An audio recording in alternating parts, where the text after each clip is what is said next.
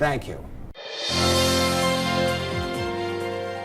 I'm Sue O'Connell. Tonight on Greater Boston, as the Biden administration accelerates their efforts to pressure Russia to release Wall Street Journal reporter Evan Gershkovich, I'll talk to one of his friends and fellow reporters, along with the mother of slain journalist James Foley, who now advocates for the safety and freedom of press around the world. Then, AI has the ability to provide accurate medical diagnoses, but is it too soon to rely on this technology?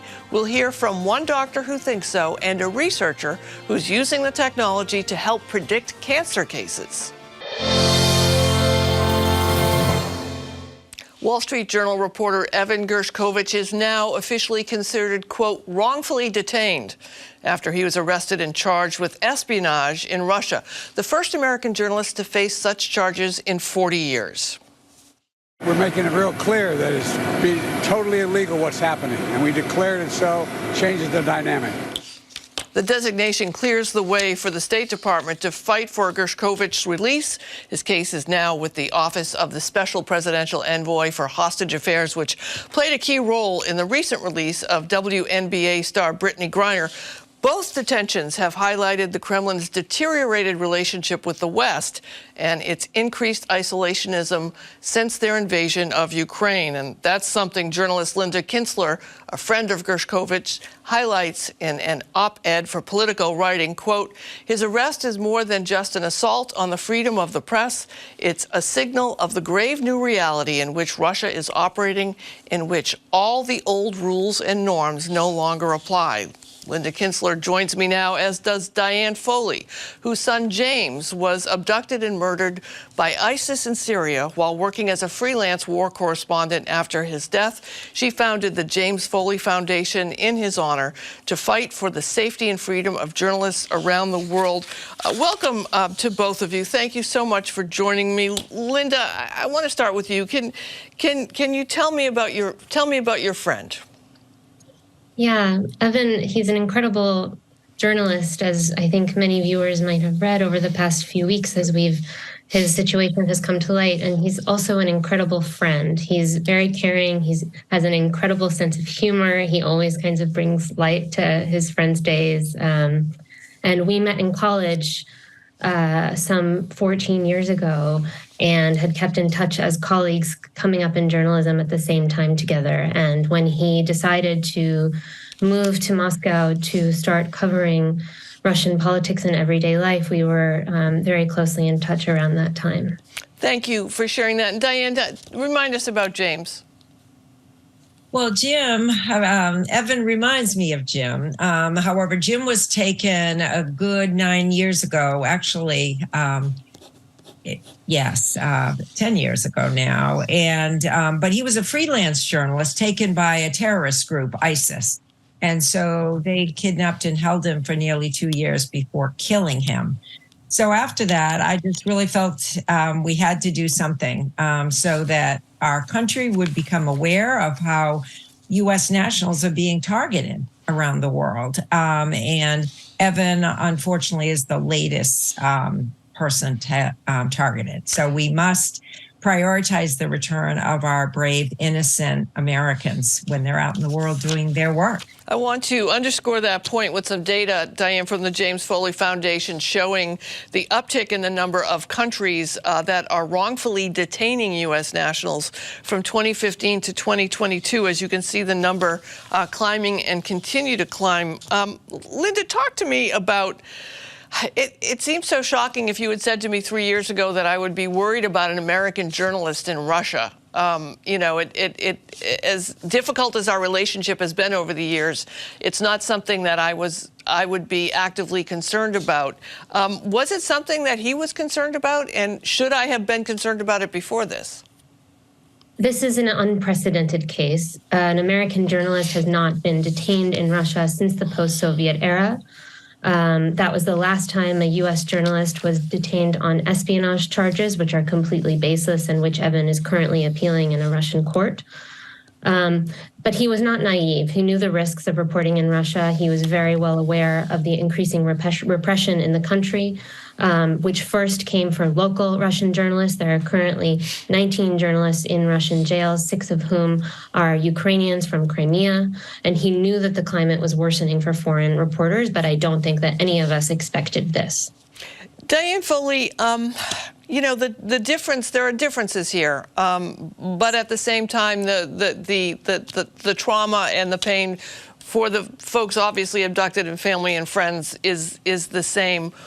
What should America be doing that it's not doing, and is it doing enough? Understanding that these cases are all very different from each other in some ways, and the United States response is a negotiation in many ways. But are we doing enough as a country to free these folks that have been imprisoned? Things have improved since when Jim was taken. Our country did literally nothing for Jim or Stephen Sotloff and the other Americans in that time frame. However, our current hostage enterprise is their legacy, if anything. So at least we have a Spiha for hostage affairs who will be putting his expertise to work for Evan, for Paul Whelan, for Mark Fogel, for other Americans who are also held in Russia.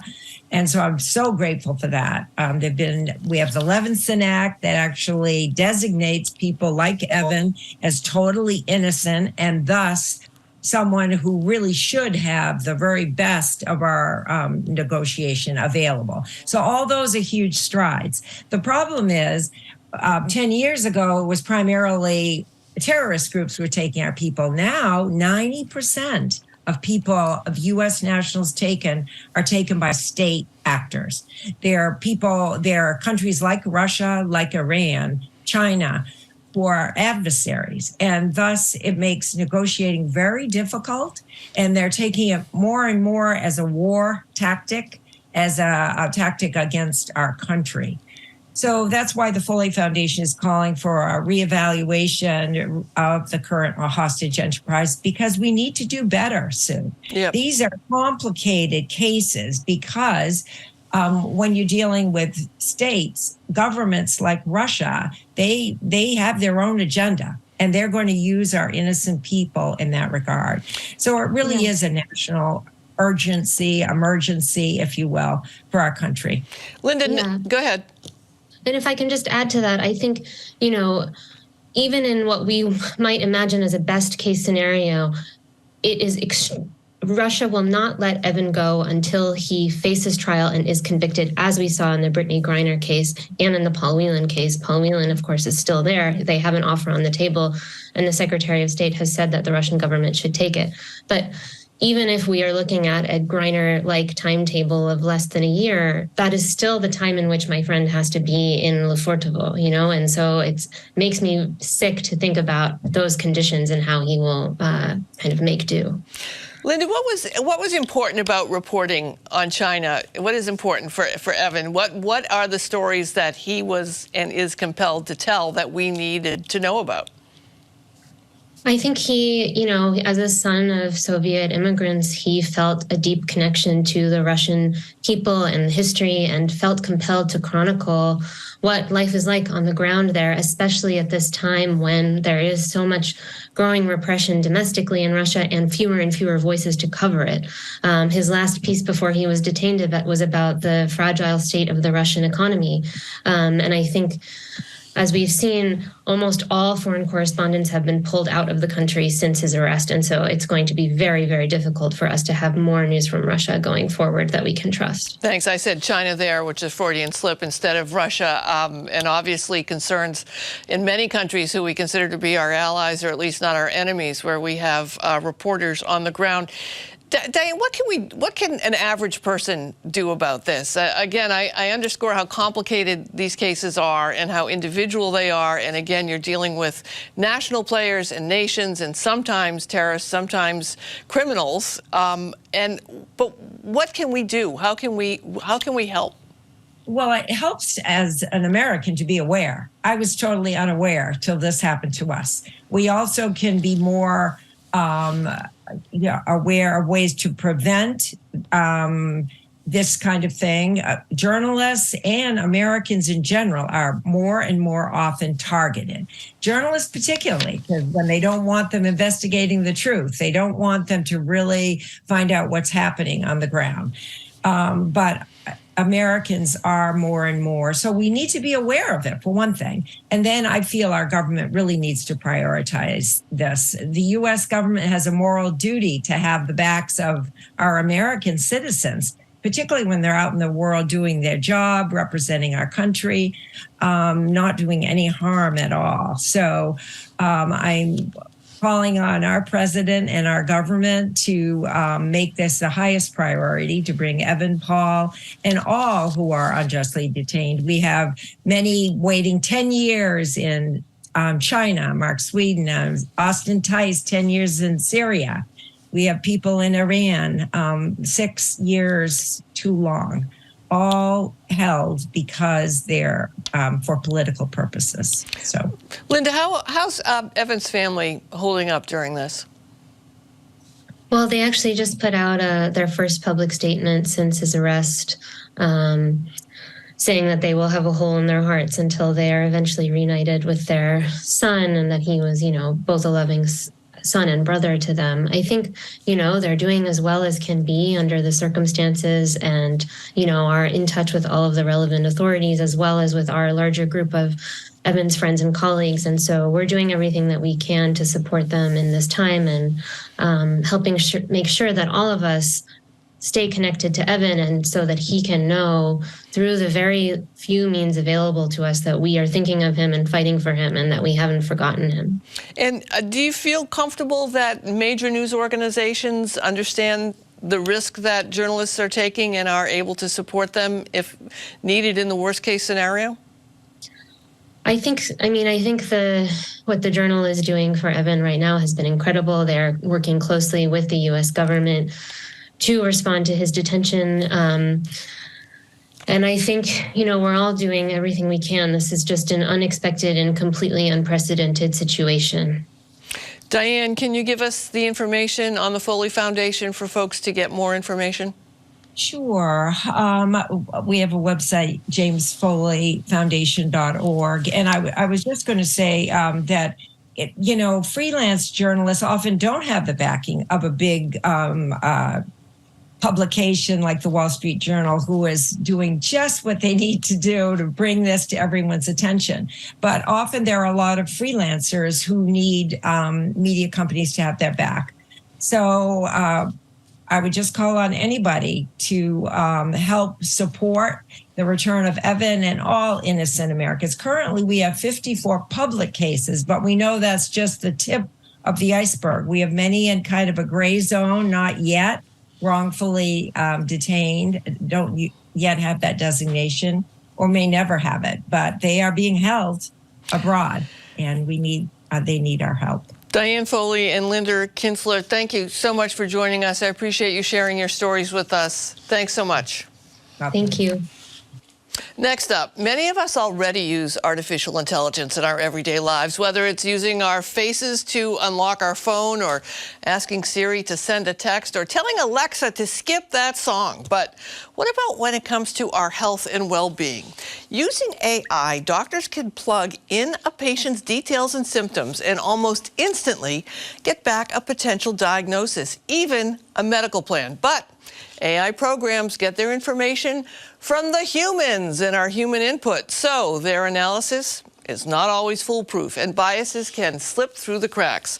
That's why the FDA released new guidance last week aimed at ensuring AI technology has the ability to be modified to respond to new information, to, quote, identify and eliminate that bias. One of my next guests shares that caution. Dr. Mark Suchi is an emergency radiologist at Mass General Hospital. And I'm also joined by Regina Barzilai, faculty lead for MIT's Abdul Latif Jameel Clinic for Machine Learning in Health. Welcome to both of you. Thanks for joining me. Doctor, I want to start with you first and share with you my personal experience. And I'm sharing this with my daughter's permission. She has had a 10-year medical journey with some of the best doctors in the city, and just recently, 2 years ago, got a diagnosis, took 10 years to get to.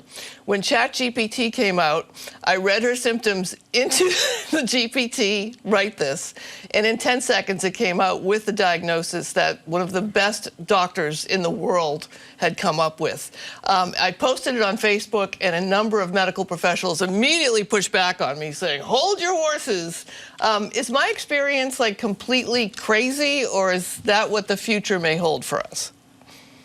First of all, thank you for having me. And I don't think it's crazy at all. I think that the newest language models, large language models from ChatGPT, including GPT-4, are incredibly powerful. You think about just having every literature article, hundreds of thousands of pieces of data available, and to make those patterns and connections behind the scenes in ways physicians, including your daughter's physician, might not have thought about before, and to do it in seconds, not years, is incredibly powerful. I think it's right on the money. And when we look at ChatGPT actually performing in these clinical scenarios, you know, they're at about the level of an intern, which is a recent med school graduate. It's pretty exciting. Yeah, I want to show one of the data points here, that from a 2023 study on ChatGPT's ability to make a clinical decision, overall the accuracy was 72%, the final diagnosis 77%, and the differential diagnosis was 60%. And as you point out, that's kind of just how a new intern would be doing on the floor, which, Regina, that leads me to you. What should we be concerned about here? I'm all like, this is great, but I'm sure there's a dark side to the dark GPT, right? So first, thank you for having me. And second, I'm actually very enthusiastic. And I think the part that I'm personally concerned is how little of it we are using it today in clinical care, because we are really overemphasizing the dangers, but at the same time, what worries me a lot, that, you know, I moved to this field maybe in 2016 due to my own misdiagnosis, and how little of AI we actually seen. And there is no even a comprehensive study that shows this penetration. But if we all are thinking about our experiences as patients when we're getting to the hospitals, we see very, very little of it. So I'm a bit concerned that the public discourse is now tilted on the dangers rather than thinking this is a great opportunity and it can, you know, together with the clinical professionals, improve the quality of care and decrease the cost. Yeah, I mean, doctor, we want to make sure we underscore this. We don't want any GPT diagnosing us and giving us a medical plan without speaking to a qualified medical professional's input. But at the same time, we've all been there. You know, we think we have something, we Google it, we go in to talk to our doctor, and we say the internet said, and our doctor says, of course the internet said, the internet also says this, and that's wrong. How is your profession sort of reacting to this powerful tool that almost anyone's going to have access to, and how do we qualify it and modify it? I think overall it's similar to what Regina said. It's extremely bullish. We're very excited about it. And it's been in the works for a few years. And we're just at the process of benchmarking the initial GPT-3, now GPT-4 performances. One thing I do want to underscore is that there's a lot of talk about doctors being replaced. Typically in the AI field, doctors will be replaced, but not by AI. I think they'll be replaced by doctors who leverage AI to make themselves more efficient, more accurate. One thing I was just thinking about on the way to this interview is how, especially primary care physicians, are overburdened by paperwork, billing, arguing with insurance companies. And now all of a sudden we have a chatbot, an extremely user-friendly chatbot that can write insurance appeal letters, that can pull billing codes out of patient notes. And that has huge implications for the practice of medicine. If you can give a primary care doctor back 2 hours of their day, that's 2 hours of seeing more patients, better patient access. That's 2 hours of maybe a break for once, and physician wellness, and overall more efficiency, so that satisfies the financial managers. Yeah, Dr. Zucchi, that was going to be my next question. As frequent flyers at my family with 5 specialists, we just took us 4 months to get a medicine approved, and the doctor's office, you know, didn't have all the information from the medical chart, so we got rejected. Then we had to go back, and then we had to interact with the pharmacy, and then we're waiting for someone in the other doctor's office to call us back to set up this appointment. Your expectation is that ChatGPT would be able to take care of a lot of that, and plus the faxing. I don't want to even get into why I'm still faxing and looking for a fax machine, but ChatGPT might be able to do all of those things. I think so, and I think that's even doable possibly now with some safeguards and HIPAA compliance. That's most exciting to us because we can have the best care in Boston, the most cutting edge care. If you can't access it, it doesn't matter. Regina, I'm getting pushback from some people in the pharmaceutical business who I'm hearing, wow, this really could cut down on human trials. This can do predictions on how certain people might react to certain medicines. I thought they'd be excited about it. Apparently, they're not as excited about it as I am. What are you seeing as the resistance here, besides the fact, you know, we all just went through crypto. Didn't turn out to be as big as it was. So there's always the reaction of the brand new shiny thing. But what do you think the reaction here is to the resistance to be at least open-minded about this? So I work a lot with the pharmaceutical companies, and I think a lot of AI is already in the companies, and it's used every day in the discovery and optimizing the trials. But there are people who feel resistance, and I think part of it, and I'm sorry, Dr. Suchi, I think that you're not in this camp, but there are many clinicians who didn't study AI during their medical training. So it's just kind of a new thing. As a clinician, they feel responsibility towards their patient to ensure that it's safe, but at the same time, you don't truly understand the technology. And while I'm excited that the FDA come up, you know, with a new set of laws, but these laws are changing all the time. And as a result, you know, actually users of the technology, both clinicians and the patients are a bit confused how safe is the technology. So this is one of the biggest concerns right now, that a lot of public discourse focuses about the dangers rather than kind of focusing on the opportunities and identifying the safe spaces where we already can use, like some examples that Dr. Suchi, described in his talk. At the same time, though, we've just been through a period with social media, break things and move fast. Let's just go ahead and do things and then see what happens and see if we can fix it. Lawmakers are always trying to play catch up to technology. That's not ever going to change, right? We just kind of have to see what happens first. This being in the medical field, though, and how exponentially this technology seems to be moving. I mean, I feel like I just got the first version in December and I'm already on the fourth version. Shouldn't there be some cautious guardrails that we are insisting get put up, like before we start advocating that this is a good idea? I think that we always need to compare when we introduce a new technology with what we already have. Like, for instance, let's look at the mammograms. Right now, all the mammograms in Boston, as far as I know, are read by humans. And there are a lot of statistics that demonstrate that humans make mistakes, that I think 1 out of 7 mammograms may have misdiagnosed and so on. So the question is, we can just compare the performance of the human versus the performance of a human augmented by a machine that can act as an extra device and an extra help. And I think that the only way for us to move forward is to do these very large-scale implementational, translational studies and really see how does it impact the patient. Unfortunately, today, most of the studies in AI are just limited to retrospective studies that you kind of look at the past, how well would you do? But the bigger question is to create these studies in the hospital environment and see, does it really improve doctors' performance when you have the AI helper? Dr. Suchi, I lived through a, it's not a medical emergency, I'm setting it up. I lived through a paperwork and computer changeover at one of my providers. And I had 2 appointments during the month that they were doing it, and it was as if the whole building was on fire, right? It was just like the most, and I'm joking, but I feel their pain whenever you have to change over. What's the appetite for the medical community, the medical professionals, in understanding that this may mean there's going to be a big changeover in how we input patients' records, how we collect data, where it gets stored, and all the infrastructure and training that has to happen and go along with that? I think the appetite is definitely there, especially in Boston. We're very technologically minded. We're creating all sorts of digital systems to actually do what you said. Behavior change in any institution, regardless of if it's in medicine or not, is extremely difficult. In radiology, I'll give you an example. We used to hang films on light boxes.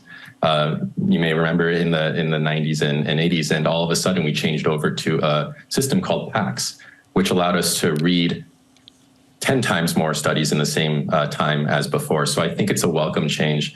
Dr. Barsley said something really interesting about we just need to get it in there and it has to be supervised. I feel like if we got some of these tools doing these large-scale trials, the benefit will be so clear, so advanced, while being supervised, so the safety measures are there, that behavior change will be a little easier and it will be more frictionless. Folks often are also concerned about the bias that is, because humans are, it's us. We talk about intelligence, but it's just taking the things that we have done and interpreting it, right? How can we safeguard against the biases that we may put into these systems? So bias comes from those who actually design those systems, in a sense that if you are, let's say, training your model only on white population and then you apply it to African-American population, there is no guarantee that it would actually work well. And for this reason, both FDA and, even scientific journals today are required to test the tools in a very diverse population before publishing or clearly before the deployment. But at the same time, we really need to have technological guards that can tell, that the machine can tell us when it is not sure. Because we can try and create a diverse population as much as we want during trying the system. But once the system is already in practice, there can be some really unique case. And right now at MIT, we are working on models that can actually help machine to say, I don't know, which is a very natural reaction. Then you say the control should actually go to the human. So there is a lot of emphasis now in machine learning to move away from just being able to predict very accurately to identify when the machine should just say, I don't know. Well, I am so excited, and I'm glad that you both joined us to help us understand this. So go forth. Let's see what it brings. Thank you to both of you, Dr. Mark Succi and Regina Barzolet. Thank you so much for joining us. Thank you. Thank you. Take care. That's it for tonight, but come back tomorrow. Governor Maura Healey joins us to unveil her arts plan, including her push to invest in live theater across the state. That and more tomorrow at 7. Thanks for watching. Good night.